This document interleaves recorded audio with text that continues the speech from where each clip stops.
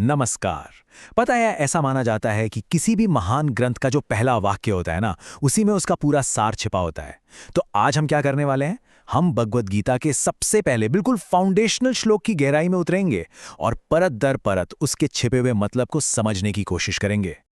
ये रहा वो श्लोक। इसे गीता का प्रवेश द्वार भी कह सकते हैं।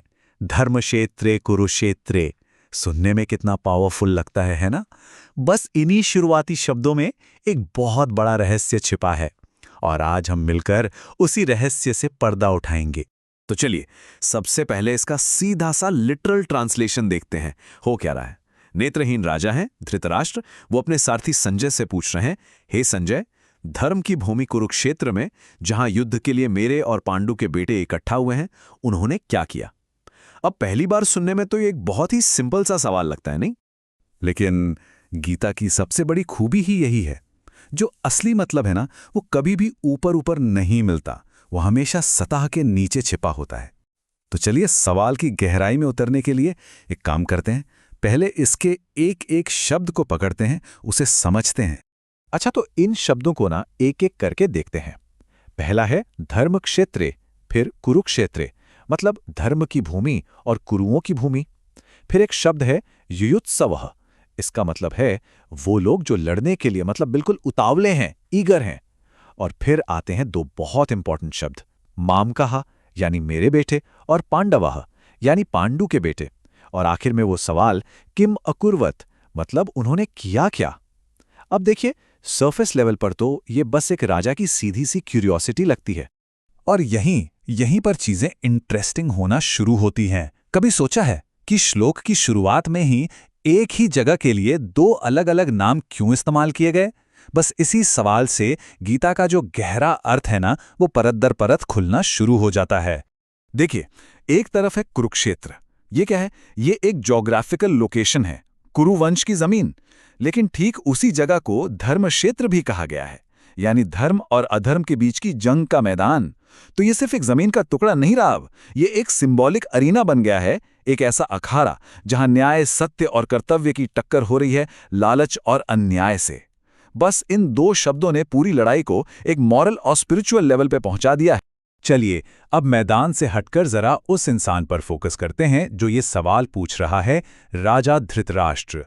और देखिए, उनका अंधापन सिर्फ शारीरिक नहीं है, सिर्फ आंखों का नहीं है, ये अंधापन मन का भी है। और ये बात उनके इस एक सवाल में साफ झलकती है। श्लोक के इस छोटे से हिस्से को देखिए जरा, मामकः पांडवाश्चैव। इसका मतलब क्या है? मेरे बेटे और पांडु के बेटे। राजा ने जो ये शब्द चुने हैं ना, ये अपने आप में एक पूरी कहानी कहते हैं। सोचिए, वो अपने बेटों को कहते हैं मामकः यानी मेरे, लेकिन पांडवों के लिए क्या कहते हैं? पांडु के बेटे। देख रहे हैं ये दूरी? ये सिर्फ शब्द नहीं है, ये उनका गहरा अटैचमेंट है, उनका ईगो है, उनका बायस है जो साफ दिख रहा है। और जानते हैं, इसी में उनका डर भी छुपा है। उन्हें अंदर ही अंदर ये डर सता रहा है कि कहीं उस धर्म क्षेत्र की एनर्जी, उसका प्रभाव उनके बेटों का मन न बदल दे, कहीं वो धर्म के आगे हार ना मान ले। और अब हम आते हैं इस श्लोक के सबसे गहरे, सबसे प्रोफाउंड मीनिंग पर। ये पूरी कहानी, ये पूरा श्लोक सिर्फ किसी पुराने युद्ध के बारे में नहीं है। नहीं, ये असल में हम सब के मन के अंदर चल रही एक इटर्नल बैटल का सिंबल है। तो इसको ऐसे सोचिए, ये जो कुरुक्षेत्र है, ये असल में हमारा अपना मन है, हमारी अपनी लाइफ है। तो फिर कौरव कौन हुए? कौरव हैं हमारे अंदर की नेगेटिव फोर्सेस, काम, क्रोध, लोभ, मोह, अटैचमेंट। और पांडव हैं हमारे अंदर की पॉजिटिव फोर्सेस, हमारे गुण जैसे सत्य, साहस, सेल्फ कंट्रोल, डिवोशन। और राजा धृतराष्ट्र, वो है हमारा अज्ञान, हमारा मोह, जो हमें सच देखने नहीं देता। और संजय है हमारी सेल्फ अवेयरनेस, हमारी कॉन्शियंस, जो सब कुछ बिल्कुल अनबायस्ड होकर देख सकती है। तो आप सोचिए, असली सवाल ये नहीं रह जाता कि कुरुक्षेत्र में क्या हुआ था। असली सवाल तो ये है कि हमारे अंदर, हमारे अपने मन के इस धर्म क्षेत्र में कौन जीत रहा है, हमारी नेगेटिव फोर्सेस या हमारी पॉजिटिव फोर्सेस। तो आखिर में हम ये कह सकते हैं कि गीता का पहला श्लोक किसी बाहरी युद्ध के बारे में पूछा गया सवाल है ही नहीं। ये तो असल में इंटरनल सेल्फ रिफ्लेक्शन की एक शुरुआत है। ये एक इन्विटेशन है अपने अंदर झांकने का। और ये देखने का कि हम अपने जीवन के कुरुक्षेत्र में धर्म के साथ खड़े हैं या अधर्म के। और बस यहीं से गीता का वो महान संदेश शुरू होता है जो आज भी उतना ही रेलेवेंट है।